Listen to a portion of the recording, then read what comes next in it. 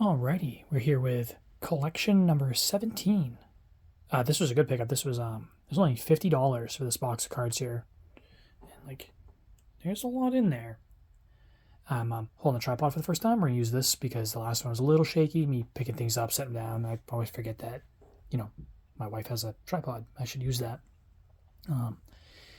So yeah, $50 for a good stack of cards here.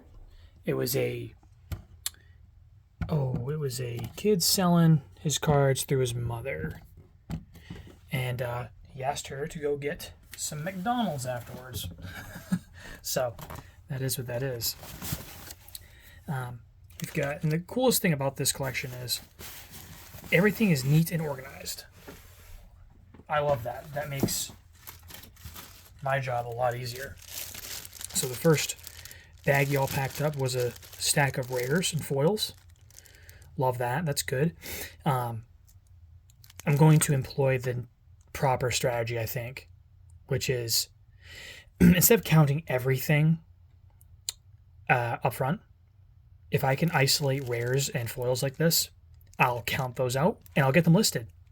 I have the box labeled as collection 17. I can come back to it and count the rest later. That's what I want to do. Start moving forward is buy collection, list the good stuff, and then kind of what is the word I'm looking for here? Refine the collection. So if I have free time and I'm not buying up anything at the moment, I'll go back to the boxes and count some more, and get the extras listed, or turn them into bulk boxes or something like that. So this is good, and they did this for me. This is already baggied up like that. That's great. Number 2. Bigger stack. These are all uncommons based on the front card here.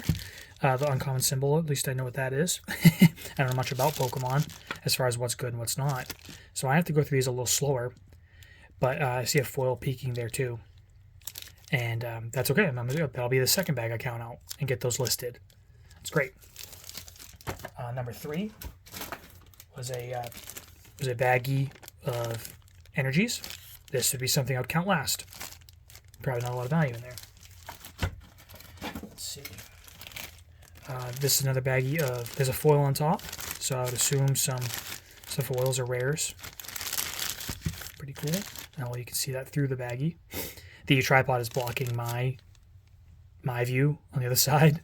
I can see some of it, but not too bad. And then we had this big baggie. Oh goodness! I made the joke. It felt like a cocaine brick. It was a drug brick. Look at all these commons. Like this alone is. There's got to be 1,000 cards right there. Or close to. Pretty sure that as a word, this measurement right here that I use is usually close to about 500. So you know what I mean? You'll figure that stuff out as you're buying and selling cards and other products. How to measure with what you got around. You know what I mean? Then we had a couple small baggies.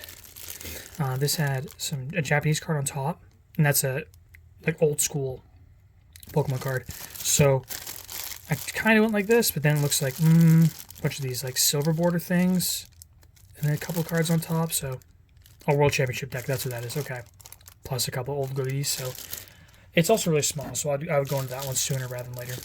And then another baggie. This has old energies on it. In it. These are the ones from back when I was playing originally. I'm actually excited about this one because I'm rebuilding my collection on the side and doing a cube. So I'm trying to cultivate that into like a higher end product. If I was going to resell those, these are things that I'm speculating on. I mean, they're not getting reprinted like this. You can't officially go back and reprint an old card. Like you can make a new copy of it, but the old card itself is always worth a little more. So cards like this I'll hold on to and resell them later.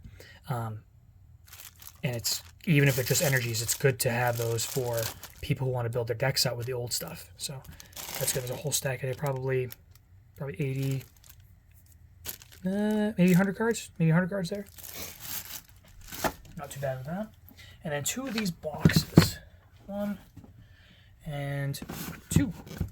And they are filled to the brim. And I see some good stuff on top. And very excited about that. Oh, don't lose them. There we go. Got some foils and rares right on the top there. So yeah, those again, they're stacked right to the brim. Not bad for $50. That was definitely a good find. And the goal again is list the good stuff first. We'll come back and count everything else out afterwards. Really try to push products this year to the YouTube, Facebook, Instagram. TCGplayer is doing great for me. I listed a stack of about 500 rares that were worth at least $2 or more on like January 1st through 4th. Listed all those, and they have been flying out of the shelf. I'm level 4 status now, or level 4 seller status now, which is great. Lets me do some cool stuff behind the scenes. eBay's still going okay, but not.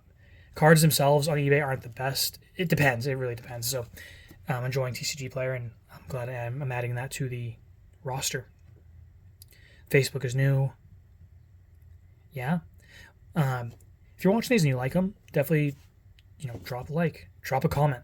Don't forget to subscribe, all that good stuff. Eventually, what I'd like to do is I can make a video like this. You folks will see it, and you'll have a private way to buy them ahead of time, or offer trades ahead of them hitting the store shelves. That's what this is all about, is getting like a small community built of like-minded people.